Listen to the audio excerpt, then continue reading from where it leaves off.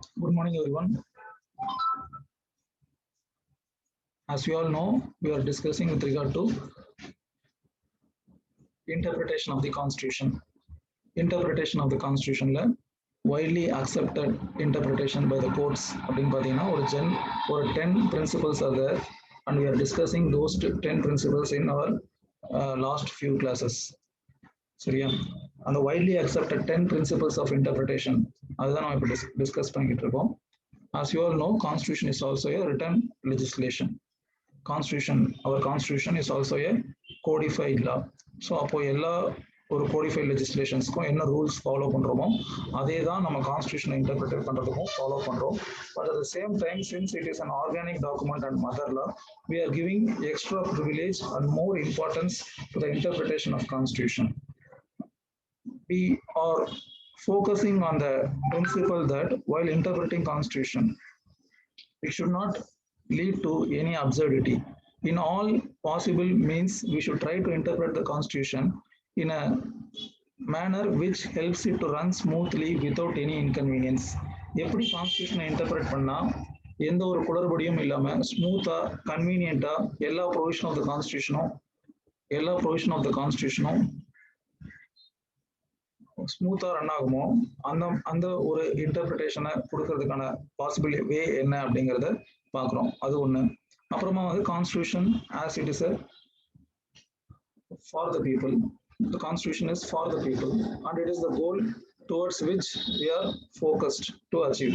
நம்ம எதை நோக்கி போய்கிட்டு இருக்கோம் அப்படிங்கிறதையும் கான்ஸ்டியூஷன் சொல்றதுனால கான்ஸ்டியூஷனை ஒரு லிட்ரலா ஒரு நேரோ சென்ஸ்ல இன்டர்பிரட் பண்ணாம பிராட் அண்ட் லிபரல் மேனர்ல இன்டர்பிரட் பண்றோம்.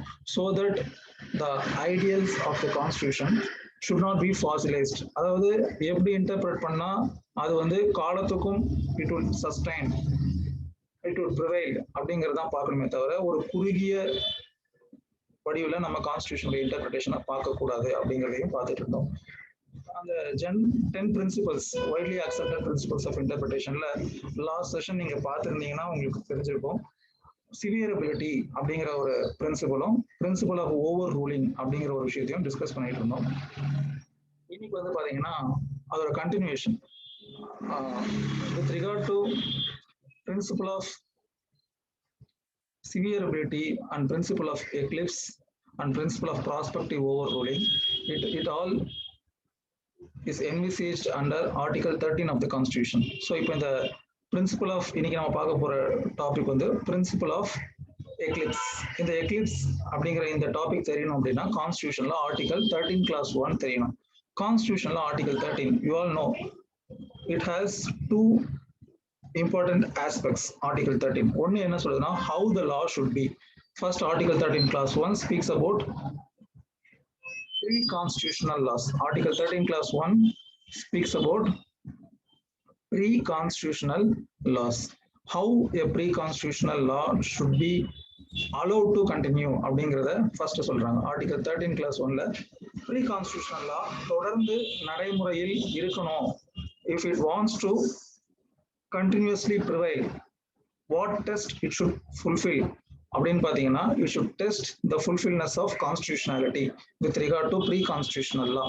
அதாவது என்ன தெளிவா சொல்லணும் அப்படின்னு கேட்டீங்கன்னா, இந்த கான்ஸ்டியூஷன் நடைமுறைக்கு வர்றதுக்கு முன்னாடி இயற்றப்பட்ட சட்டங்கள் இருக்கு இல்லையா, அதுல ஏதாவது ஒரு சில ப்ரொவிஷனோ இல்ல entire ஆக்டோ if it is inconsistency with the parts of the constitution, especially part 3 of the constitution. Article 13 constitutionல எங்க மென்ஷன் பண்ணப்பட்டிருக்கு? part 3ல மென்ஷன் பண்ணப்பட்டிருக்கு.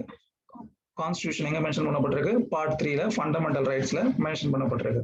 ஸோ இப்போ ஏதாவது ஒரு ப்ரீ கான்ஸ்டியூஷனல் லா 1950க்கு முன்னாடி வந்த law, say for example IPC, transfer of property act, Indian contract act, law of evidence, இந்த மாதிரியான சட்டங்கள்ல ஏதாவது ஒரு ப்ரொவிஷனை சேலஞ்ச் பண்றோம். Generally we used to challenge the provision of any act on two grounds. அதுல ஒரு முக்கியமான கிரவுண்ட் என்னன்னு பாத்தீங்கன்னா அல்ட்ரா வைரஸ் ஆஃப் கான்ஸ்டியூஷன். ரெண்டாவது கிரவுண்ட் என்னன்னு பாத்தீங்கன்னா incapability of legislature to pass that act. அதாவது நான் ஏற்கனவே சொன்ன மாதிரி இப்ப நம்ம எதை மெயினா ஃபோக்கஸ் பண்ணிட்டு இருக்கோம் by the principle of this constitution, principle of interpretation of the constitution அப்படின்னு பாத்தீங்கன்னா legislative relation, whether the authority has the power to legislate that particular subject or that particular topic. அதுதான் வந்து ஒரு முக்கியமான ஒரு விஷயம். அந்த கிரவுண்ட்ல பொதுவாக ஒரு லாவை சேலஞ்ச் பண்ணுவோம். அப்படி இல்லைன்னா violation of part 3 of the constitution. இப்போ இந்த principle of eclipse is specifically with regard to pre-constitutional laws. It should fulfill the test under article 13 class 1. article 13 class 1 என்ன சொல்லுதுன்னா, any law in force within the territory of India should be inconsistent with the fundamental rights or with this part of this constitution. Otherwise, to such inconsistency, it is void அப்படின்னு சொல்லப்பட்டிருக்கு. இதுதான் நம்ம இப்ப discuss பண்ண போற article 13 class 1. இப்போ ஒரு particular provision of the act இன்கன்சிஸ்டன்சின்னு சொல்றதுனால இட் இஸ் வாய்ட் அப்படின்னு சொல்றோம். வாய்ட் அப் இனிஷியோங்கிற வேர்டு அவங்க என்ன பண்ணல, சொல்லப்படலை. அப்போ வாய்ட் அப்படின்னு சொல்லும் போது it is applicable only to from that instant. இப்போ எப்போதுல இருந்து அந்த பர்டிகுலர் ப்ரொவிஷனை இல்ல ஏதோ ஒரு சட்டத்தோட ஒரு பிரிவையோ இல்ல ஒரு சட்டத்தையோ இல்ல ஒரு சட்டத்துடைய பகுதியையோ ஒரு பார்ட்டோ எப்போ வந்து இன்கன்சிஸ்டன்சி அப்படின்னு சொல்லி கோர்ட் டிக்ளேர் பண்ணதோ அன்றைய தினத்திலிருந்து தான் அது நடைமுறைக்கு வரும். அதுக்கு பேரு ப்ராஸ்பெக்டிவ் ஓவர் ரூலிங்னு பேரு, principle of prospective overruling. So அப்போ அதற்கு முன்னாடி நடந்த செயல்களுக்கு ரெட்ரோஸ்பெக்டிவா ஆப்ரேஷன் ஆகுமா ஒரு இந்த மாதிரியான ஒரு விஷயம் அப்படின்னு பார்த்தீங்கன்னா பொதுவாக ஆகாது. Exclusively if it is deliberately provided, then it is a different case. Otherwise என்ன கிடையாதுன்னா அந்த மாதிரி விஷயம் கிடையாது. That is not allowed under law. இது வந்து ப்ராஸ்பெக்டிவ் ஓவர் ரூலிங்கிற ஒரு விஷயம்.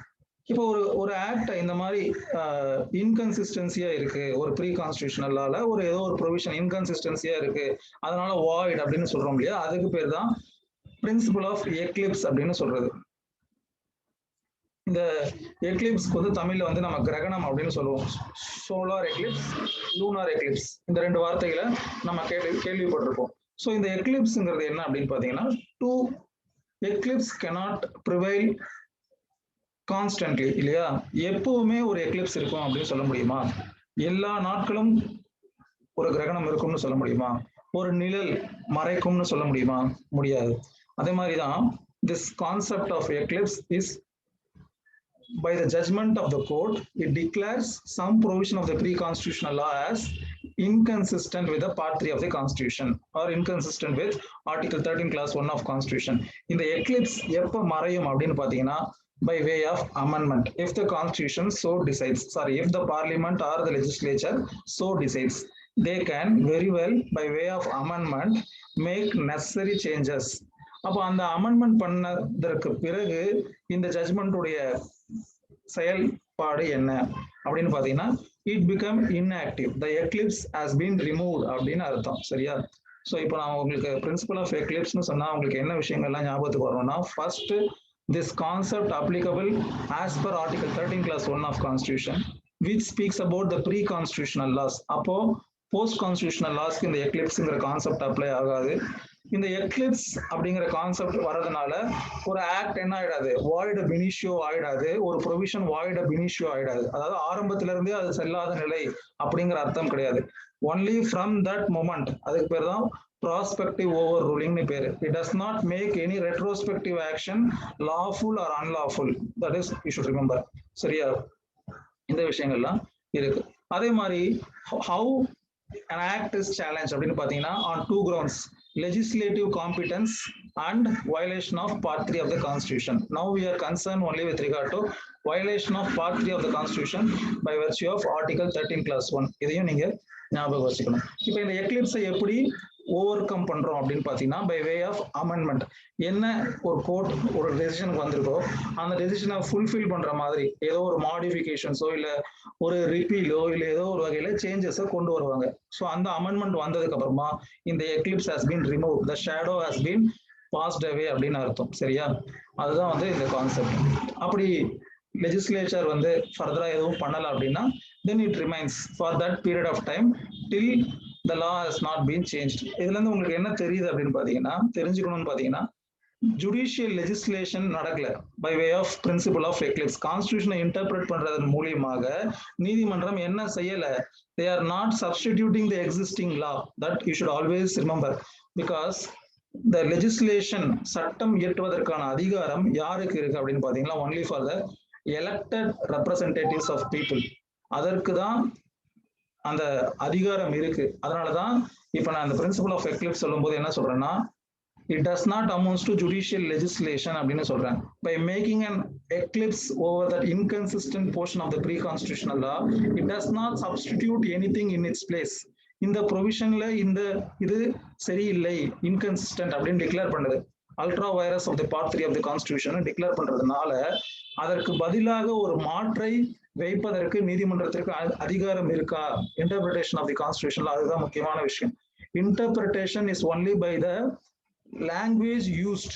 You cannot substitute the language already in use and you cannot fulfill your own ideologies. அது ரொம்ப முக்கியமான ஒரு விஷயம். என்ன இருக்கோ அது சரியா தவறா அதை எப்படி இன்டர்பிரட் பண்றதுன்னு தான் பார்க்க முடியுமே தவிர we cannot substitute the words to fulfill the intention of the makers of the constitution. அது நீதிமன்றத்தின் வேலை கிடையாது. சரியா ஞாபகம் வச்சுக்கோங்க. Principle of eclipse. Principle of severability last session எத்தனை பேர் பார்த்தீங்கன்னு தெரியல, is different and it is with regard to article 13 clause 2 of constitution. இப்போ நான் இவ்வளவு நேரம் பேசுறது வந்து ப்ரீ கான்ஸ்டிடியூஷனல் லா எப்படி இருக்கணுங்கிறத ஆர்டிகல் 13 clause 1 சொல்லுது.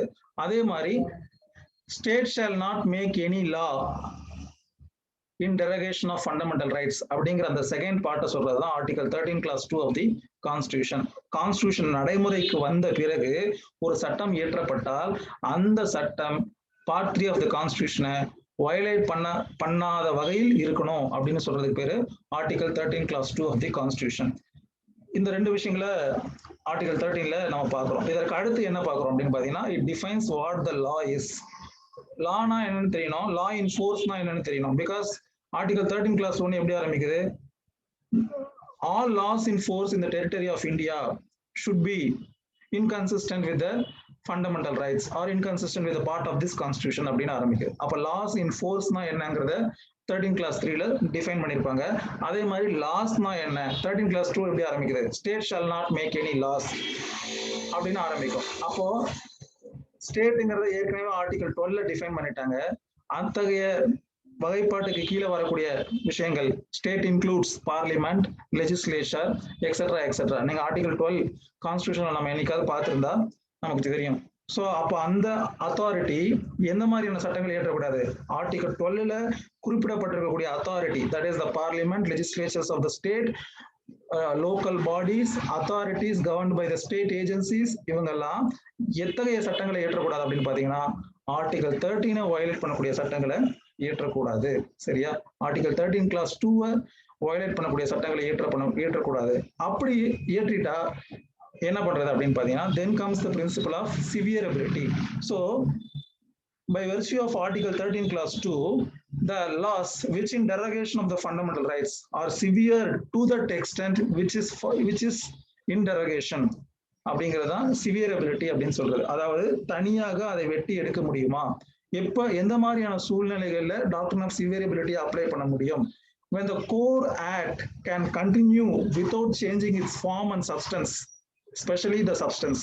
சரியா, அதாவது ஒரு குறிப்பிட்ட ப்ரொவிஷன் நம்ம என்ன சொல்லிடுறோம், it is ultra vires of part 3 of the constitution சொல்லிடுறோம், ultra vires of article 13 clause 2 of the constitution சொல்லிடுறோம். அப்படி சொன்னதற்கு பிறகும் அந்த சட்டமும் அந்த சட்டத்தின் ப்ரொவிஷன்ஸும் அதுல இருக்கக்கூடிய பகுதிகளும் எந்த ஒரு மாறுபாடுக்கும் இடம் இல்லாமல் சுமூகமாக இணக்கமாக தொடர்ந்து செயல்பட முடியும். It can be operative without any alterations, without any changes or amendments necessarily to be done அப்படின்னா then very well the severability you can severe only that part.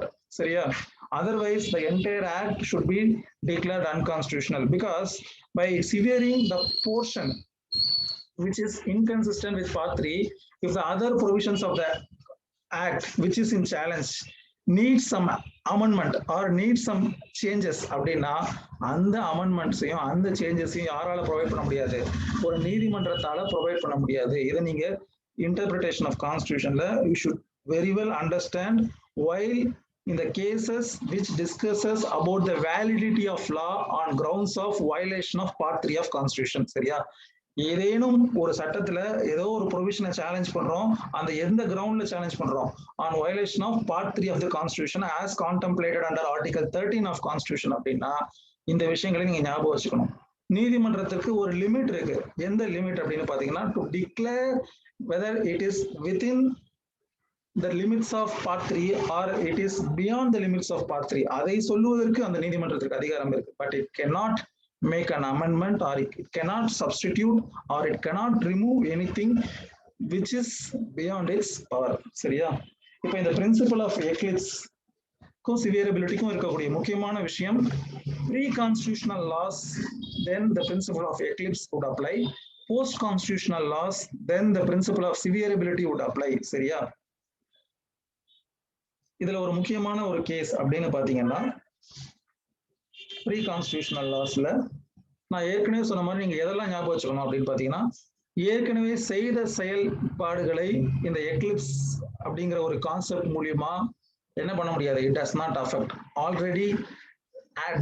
Already completed acts does not change by this principle of eclipse.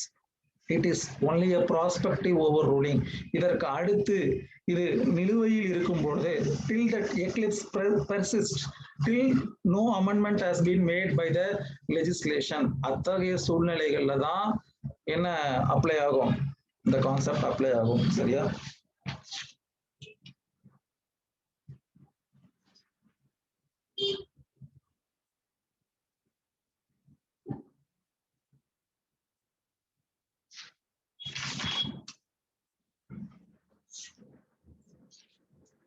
Kesavan Madhavan Menon versus state of Bombay. இந்த கேஸ்ல என்ன சொல்லியிருப்பாங்கன்னா, இந்த doctrine of eclipse வந்து prospective ஆஸ்பெக்ட்ஸ்க்கு தான் apply ஆகும். ஸோ இந்த டிக்ளேர் பண்றதுக்கு முன்னாடி செய்த செயல்களின் மூலமாக ஏதாவது ஒரு ப்ராசிக்யூஷன் இல்ல ஒரு ப்ரொசீடிங்ஸ் கமெண்ட்ஸ் ஆகி கண்டினியூ ஆகிட்டு இருந்தா இட் வில் டில் கண்டினியூ அப்படின்னு சொல்லியிருப்பாங்க. சரியா? இது வந்து எந்த கேஸ்ல சொல்லியிருப்பாங்கன்னு கேட்டீங்கன்னா, Keshavan Madhava Menon versus state of Bombay அப்படிங்கிற கேஸ்ல இந்த ideology would have been mentioned. And then நான் சொன்ன அந்த important aspects, what is the outcome of eclipsing அப்படிங்கிறதெல்லாம் வந்து எந்த கேஸ்ல டிஸ்கஸ் பண்ணியிருப்பாங்கன்னு பாத்தீங்கன்னா, Behram Khurshid versus state of Bombay, Behram Khurshid versus state of Bombay இந்த கேஸ்ல டிஸ்கஸ் பண்ணியிருப்பாங்க. It is with regard to Bombay prohibition act 1949.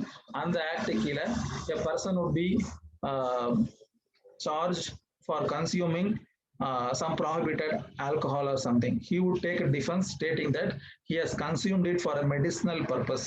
அப்போ வந்து as such it is violative of article 19 அப்படின்னு சொல்லி அவர் வந்து ஒரு ஆர்குமெண்ட்டை வைக்கும்போது the court would look upon into the question, what are the aspects of declaring a provision unconstitutionality by invoking the principle of eclipse அப்படிங்கிற ஒரு விஷயத்த இது பண்ணிட்டு என்ன சொல்லியிருப்பாங்கன்னா, it does not make an act void ab initio. அதே மாதிரி this eclipsing is only to that extent which is unconstitutional. 13 class 2 எப்படி ஆரம்பிக்கும், to the extent of 13 class 1 எப்படி ஆரம்பிக்கும்னா எப்படி முடியும்னா, to the extent of inconsistency it is void. To the extent of inconsistency the doctrine of eclipse would apply. அப்ப அந்த remaining portionsக்கு remaining other aspects of law in the principle of eclipse in totality does not cover அப்படிங்கிற ஒரு விஷயத்தை சொல்லியிருப்பாங்க.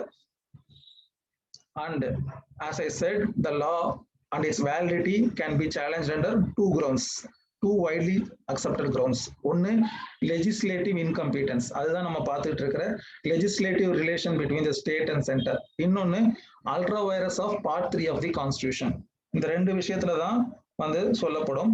இந்த first ஆஸ்பெக்ட்ல வந்து ஒரு case decide ஆச்சு அப்படின்னா, to the entirety of that particular act to become non-est under law. சரியா? பிகாஸ் லெஜிஸ்லேட்டிவ் இன்காம்பிடன்ஸ் அப்படிங்கிற ஒரு கிரவுண்ட்ல ஒரு ஆக்டை சேலஞ்ச் பண்ணோம்னா that entire act would be not a correct act. But if you are going to challenge ultra virus of part 3 of the constitution, that portion, that part which is inconsistent, that alone would be rendered void அப்படிங்கிற ஒரு ஆஸ்பெக்டை இந்த கேஸ்ல சொல்லியிருப்பாங்க. அடுத்து வந்து பாத்தீங்கன்னா, இன்னொரு கேஸ்ல கவர்மெண்ட் வந்து ப்ரீவியஸா உங்களுக்கு தெரிஞ்சிருக்கும்னு நினைக்கிறேன், ஃபர்ஸ்ட் அமெண்ட்மெண்ட் வர்றதுக்கு முன்னாடி ஆர்டிகல் 19ல right to carry out trade, occupation, possession was a fundamental right. அப்ப கவர்மெண்ட் வந்து சில சூழ்நிலைகளுக்காக பிரைவேட்டைசேஷன் ஆஃப் டிரான்ஸ்போர்ட்டை கொண்டு வர நினைக்கும் பொழுது இரண்டு முக்கியமான ஒரு விஷயங்கள் அந்த ஆரம்பகட்ட இண்டிபெண்ட் எரால இருந்துச்சு. என்ன அப்படின்னு பாத்தீங்கன்னா, ஒன்னு அக்ரேரியன் ரிஃபார்ம்ஸ், இன்னொன்னு என்னது சோசியலைசேஷன் கான்செப்ட்ஸ். இந்த ரெண்டுமே ஒரு அவசிய தேவைகளாக இருந்துச்சு. ஆனா அதற்கான ப்ரொவிஷன்ஸை இனிஷியலா கான்ஸ்டியூஷன்ல கொண்டு வரல, ஏன்னு தெரியல. ஸோ அப்போ அதுக்கான அமெண்ட்மெண்ட்ஸ் கொண்டு வராங்க. ஆஃப்டர் சச் ஃபர்ஸ்ட் அமெண்ட்மெண்ட்டுக்கு அப்புறமா தான் various public transportation and other things have been entered. அப்போ அவங்க அதை கொண்டு வரும்போது அதை சேலஞ்ச் பண்றாங்க. அப்போ அந்த இடைப்பட்ட காலத்துல இருந்த விஷயத்துக்கு எது பொருந்துமா பொருந்தாதா, அதாவது முதல்ல இனிஷியலா கவர்மெண்ட் பிரைவேட்டைசேஷன் கொண்டு வரும்போது there was no power to completely curb the right to profession or trade. சரியா? Initial constitutional provisions under Article 19 Class 1 does not empower or does not give power to the authorities to provide a complete ban on any particular transportation. முழுவதுமாக பொது போக்குவரத்து மட்டும்தான் இருக்கணும் அப்படின்னு சொல்லி complete public change public இதுக்கு கையகப்படுத்துவதற்கு வழிவகை செய்யல. அப்போ அதனால என்ன ஆயிருதுன்னா, இட் இஸ் ஸ்டில் கண்டினியூயிங். அதுக்கப்புறமா சில அமெண்ட்மெண்ட் கொண்டு வராங்க. இந்த அமெண்ட்மெண்ட்டை கொண்டு வந்ததுக்கு அப்புறமா government is again making an effort to publicize the entire transportation. இப்போ அந்த இடைப்பட்ட காரணத்துல இவங்க என்ன சொல்றாங்கன்னா, already the court has declared this as இது அப்படின்னு சொல்லும்போது கோர்ட் என்ன சொல்லுதுன்னா, principle of eclipse is shadowing. It is not a complete nullity of any provision. இந்த ஷேடோவா அவங்க என்ன பண்ணிட்டாங்க, by way of amendment of constitution article 19ல அமெண்ட்மெண்ட் கொண்டு வந்திருக்காங்க. அந்த அமெண்ட்மெண்ட் மூலியமா இப்போ அரசாங்கத்திற்கு ஆன் பப்ளிக் இன்ட்ரெஸ்ட் அதிகாரம் வழங்கப்பட்டிருக்கு. அப்படி இருக்கும் பொழுது this eclipse has been removed by way of amendment அப்படின்னு சொல்றாங்க. அதே மாதிரி தான் agrarian ரிஃபார்ம்ஸ்க்கும். previously right to acquire property was a fundamental right. Now it is a right of legal right to hold a property under article 300A இல்லையா? அதனால அப்போ அந்த Eclipse அப்படிங்கிற கான்செப்ட் என்ன அப்படின்னு பாத்தீங்கன்னா, it is an eclipse to particular period. அந்த இது எப்போ ரிமூவ் ஆகுது அப்படின்னு பாத்தீங்கன்னா, by way of amendment or other aspects. சரியா? ஸோ இதுதான் வந்து பிரின்சிபல் ஆஃப் எக்லிப்ஸ். நீங்க வந்து ஞாபகம் வச்சுக்கணும். இப்போ இது வரைக்கும் இப்போ ஓரளவுக்கு இந்த 10 பிரின்சிபலுடைய இதை வந்து ஓரளவுக்கு டிஸ்கஸ் பண்ணியிருக்கோம். Anyway I will give an overview again with regard to what are those 10 principles அப்படின்னு சொல்லிட்டு அந்த 10 பிரின்சிபல்ஸையும் ஷார்ட்டா ஒரு நட்ஷெல்ல சொல்லிடுறேன். And I will complete the class. ஏன்னா உங்களுக்கு 10:20 யூ ஹேவ் another செஷன் இல்லையா? I was late today. So அந்த 10 ஜென்ரலி அக்செப்டட் பிரின்சிபல்ஸ் என்னென்ன பார்த்துருக்கோம் அப்படின்னு பார்த்தீங்கன்னா, the first one is first 3 ஒரு கேட்டகரியா பிரிச்சிடலாம். அப்போ நமக்கு ஈஸியா இருக்கும். first 3 would be belonging to one category. Principle of implied powers. ஒரு டவுட் வந்திருக்கு என்னோட chat பாக்ஸ்க்கு. What if a particular part is unconstitutional in pre-constitutional law and if it is eclipsed, the other part won't function without it, is the entire act will be eclipsed? இது ஒரு interesting question. இப்போ இந்த Eclipse அப்படிங்கிற கான்செப்டை எப்போ apply ஆகும் அப்படின்னு பாத்தீங்கன்னா, on the pre existing condition இதை எக்லிப்ஸ் பண்ணா, அதாவது அவங்க என்ன கேட்குறாங்கன்னா, ஒரு ப்ரொவிஷன்ல ஒரு பார்ட்டை மட்டும் எக்லிப்ஸ் பண்ணியிருக்காங்க, இன்னொரு பார்ட் ஸ்டில் ப்ரிவைலிங். பட் ஆனால் அந்த பார்ட் ஃபங்க்ஷன் ஆக முடியாது இந்த எக்லிப்ஸ் பண்ணியிருக்கிற போர்ஷன் இல்லாம. அதாவது எது தவறுன்னு சொல்லியிருக்காங்களோ அந்த போர்ஷனோட சேர்ந்து தான் அது செயல்பட முடியும். அப்படின்னு ஒரு சூழ்நிலை வந்தா the court would eclipse in totality. There is no question of eclipsing which leads to absurdity. சரியா? எக்லிப்ஸ்ங்கிறதே ஒரு தீர்வுக்காக, ஒரு சொல்யூஷனுக்காக. So there cannot be a question arising stating that ஒரு எக்லிப்ஸ் இந்த மாதிரி ஒரு பர்டிகுலர் போர்ஷனை எக்லிப்ஸ் பண்ணியிருக்காங்க, அதாவது அன்கான்ஸ்டிடியூஷனல் டிக்ளேர் பண்ணியிருக்காங்க. But other portion was not touched upon. This question was not touched upon. It remains silent. அதனால but we cannot continue or exist without this portion which is held to be inconsistent with constitution அப்படிங்கிற ஒரு சூழ்நிலை வராது. அப்படி ஒரு இடத்துல principal of Eclipse apply பண்ண மாட்டாங்க. சரியா? ஓகே, இப்போ நான் மறுபடியும் என்னோட இதுக்கு வரேன். பிரின்சிபல் ஆஃப் இந்த ஜெனரல் 10 ஜெனரலி அக்செப்டட் பிரின்சிபல்ஸ் ஒரு 3 இல்ல 4 கேட்டகரியா பிரிக்கலாம். அதுல முதல் 3 which is with regard to legislative relation, article 245 of the constitution மெயினா நீங்க தெரிஞ்சு வச்சிருக்கணும். அதுதான் லெஜிஸ்லேட்டிவ் ரிலேஷன் டிஸ்கஸ் பண்றாங்க. ஒரு சட்டம் இயற்றணும்னா ஒரு அதிகாரம் கொடுக்குறாங்க. 3 list has been provided under 7th schedule, union list, concurrent list, state list. அப்போ first 3 principle of implied power, principle of incidental and ancillary power, principle of implied prohibition, all 3 are having some nexus. என்ன nexus அப்படின்னு பாத்தீங்கன்னா exclusively நம்மளுடைய அதிகாரம் வழங்கப்பட்டிருக்கும். ஆனால் அதோடைய சம்பந்தப்பட்ட incidental it is not possible to elaborately express everything by way of a written legislation. அப்போ ஒரு expressly something has been provided, அதை அச்சீவ் பண்றதுக்கு you need some implied power or authority அப்படின்னா that is accepted to be granted. அதை interpret பண்ணும்போது கான்ஸ்டிடியூஷனுடைய பிரின்சிபலை interpret பண்ணும்போது அப்படி ஒரு அதிகாரம் இருப்பதாக ஏற்றுக்கொள்ளப்படும். அதுக்கு பேர் தான் பிரின்சிபல் ஆஃப் இம்ப்ளைடு பவர். அப்படியே அதுக்கு ஆப்போசிட் தான் principle of implied prohibition.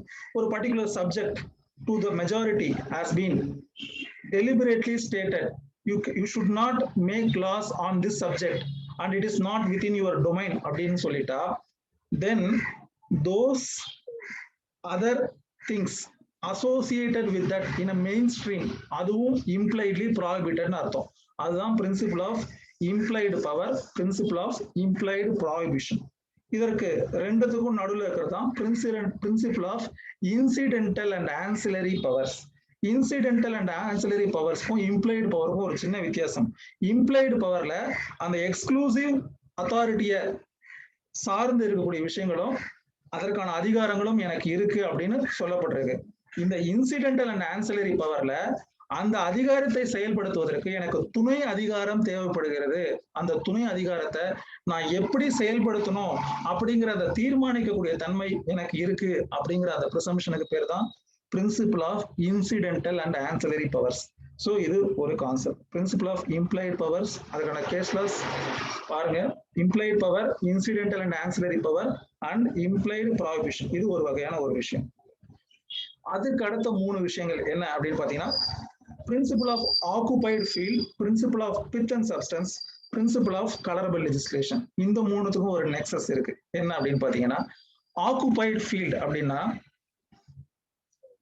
parliamentary power 254, article 254 of the constitution எடுத்து பாத்தீங்கன்னா உங்களுக்கு தெரியும். அதாவது inconsistency of laws by way of power 254ல சொல்லியிருப்பாங்க. என்ன அப்படின்னு பாத்தீங்கன்னா if கன்கரண்ட் லிஸ்ட்ல ஒரு ஐட்டம் இருக்கு, அந்த ஐட்டம்ல எந்த லா வுட் ப்ரிவைல், 2 பேருக்கும் அதிகாரம் வழங்கப்பட்டிருக்கு, அதுல இதுவரைக்கும் ஒரு மத்திய சட்டம் இல்ல, மாநில அரசாங்கம் சட்டம் இருக்கு அப்படின்னா the field is already occupied, so the other person should remain silent or else if பார்லிமெண்ட்டும் அதுல லா எனக்ட் பண்றதா இருந்தா then the state law should give way to the central law.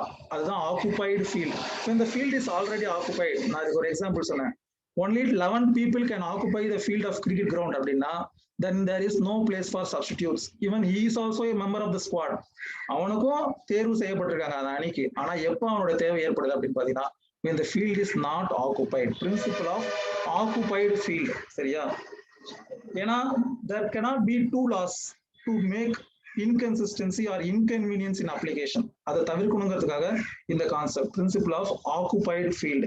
அதுக்கு அடுத்து principle of pith and substance and colourable legislation. ரெண்டுமே ஒன்னோட ஒண்ணு ஓரளவுக்கு ஒத்து போகக்கூடிய ஒரு விஷயம். இம்ப்ளைடு என்னது? Pith and substance and colourable legislation. Colourable லெஜிஸ்லேஷன்னா என்ன? First, what cannot be done directly cannot also be done indirectly. அதற்கு பெயர் கலரபிள் லெஜிஸ்லேஷன். அதாவது சாயம் பூசி வேறு வடிவில் ரிஜெக்ட் ஆன ஒன்ன கொண்டு வர முடியாது. சட்டம் அதிகாரம் வழங்கல, இந்த சப்ஜெக்ட் மேட்டர்ல யூ கேனாட் எனாக்ட் லா அப்படிங்கிறது தெளிவாக குறிப்பிடப்பட்டிருக்கு. இல்லாத அதிகாரத்தை மாற்று வடிவத்துல கொண்டு வர நினைச்சா தட் இஸ் நாட் அலோட். அந்த பிரின்சிபலுக்கு பேரு principle of colourable legislation. Principle of pith and substance என்ன அப்படின்னு பாத்தீங்கன்னா going into the core of the subject matter. Whether ஒரு சட்டம் இயற்றும் பொழுது இன்னொரு விஷயத்தை தொடாம சட்டம் இயற்றவே முடியாது. என்னுடைய அதிகாரத்தை மட்டுமே முழுமையாக பயன்படுத்துற மாதிரி சட்டம் இயற்ற முடியாது. Incidentally it may touch the corners of some other power, whether that is incidental or deliberate அப்படிங்கறத தெரிஞ்சுக்கிறதுக்கான பிரின்சிபலுக்கு பேர் தான் principle of pith and substance. If it is incidental, தவறுதலாக இல்லை வேறு வழி இல்லாம ஒரு சில பகுதிகளை சார்ந்து வந்தால் it is allowed, but if it is deliberate then that is not allowed. சரியா? சரி, ஓகே, இன்னைக்கு செஷன் நான் முடிச்சுக்கிறேன். I think I am crossing the time limit. Okay, மிச்சம் இருக்கக்கூடிய 4 விஷயத்த அடுத்த செஷன்ல சொல்லுவோம். Thank you everyone for your patience. I will end this session.